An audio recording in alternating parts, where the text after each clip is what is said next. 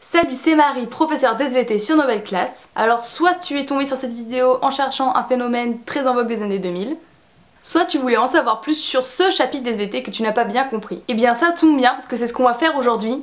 De l'SVT du coup, pas de la tectonique. Bref, comme tu peux t'en douter après ces 2-3 vannes très vaseuses, aujourd'hui on va parler de la tectonique des plaques. Mais avant de commencer, je t'invite à aller t'abonner à la chaîne afin d'être averti dès qu'une vidéo sort, mais aussi à nous rejoindre sur le site nouvellleclasse.com où tu retrouveras toutes les vidéos, mais aussi des vidéos supplémentaires comme des QCM ou des exercices. Bon, assez parlé, on y va, c'est parti.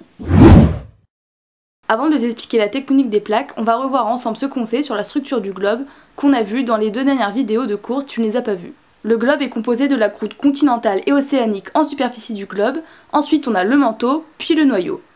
On a également 2 zones bien distinctes, la lithosphère, rigide, qui commence à la moitié supérieure du manteau, puis la sténosphère, plus ductile, sur la partie inférieure. Dans cette vidéo, je vais te parler des mouvements de la lithosphère, du coup cette zone qu'on appelle la tectonique des plaques. Tout d'abord, on a pu prouver que la lithosphère se déplaçait de manière horizontale, mais comment ont-ils pu le prouver? On a plusieurs choses. Pour commencer, on peut s'intéresser à la théorie de la dérive des continents. Cette théorie nous dit qu'avant, tous les continents que nous connaissons aujourd'hui n'en formaient qu'un. Cela peut être démontré tout d'abord par la complémentarité des frontières des continents, mais aussi par la présence d'animaux en commun à certaines zones. La dérive des continents aurait donc lieu de manière horizontale.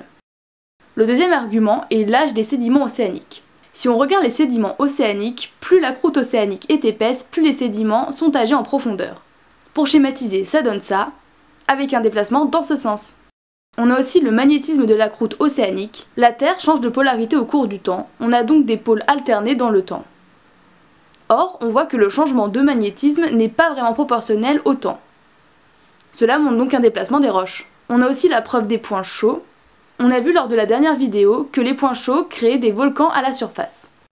Or, si on regarde le positionnement des volcans, on voit qu'ils sont assez éloignés par rapport à leur origine qui est le point chaud. Cela montre bien que la lithosphère s'est déplacée. Le dernier argument, qui semble le plus simple, sont l'évolution des coordonnées GPS. Tout le monde connaît les GPS, mais comment ça marche exactement? GPS veut dire Global Positioning System et met en jeu des satellites. 3 satellites vont émettre une onde, chaque satellite va mesurer le temps mis par l'onde pour revenir au satellite. Par comparaison des 3 durées, on va pouvoir déterminer la position du point. On vient de voir que la lithosphère se déplace horizontalement sur l'asténosphère et toutes les preuves associées, mais quel rapport avec le titre du chapitre, la tectonique des plaques? Déjà, pourquoi des plaques au pluriel? La tectonique des plaques décrit en fait le mouvement de la plaque lithosphérique qui serait en fait composée de plusieurs plaques. Il existe des mouvements de convergence ou de divergence qu'on abordera dans la prochaine vidéo. Ces mouvements sont provoqués par les différences de température dans la sténosphère, provoquant ainsi des mouvements de convection.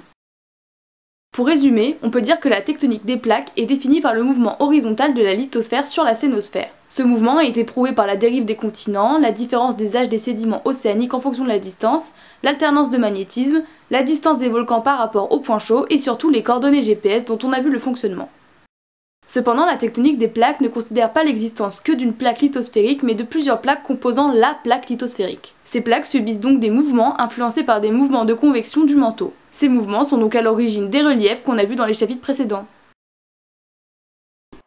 Voilà, j'espère que cette explication de la tectonique des plaques était claire pour toi. Pour être vraiment au point, il faut que tu ailles voir la vidéo sur la convergence et la divergence où je t'explique en détail les mouvements horizontaux. Mais tu dois surtout aller vérifier tes connaissances sur le site Nouvelle Classe grâce au QCM. Il est vraiment très important parce que si tu n'as pas réellement compris, tu pourras pas faire une bonne analyse de documents. Analyse de documents qui sont d'ailleurs aussi disponibles sur le site nouvellleclasse.com où tu pourras t'entraîner donc. Je te retrouve donc tout de suite sur nouvellleclasse.com.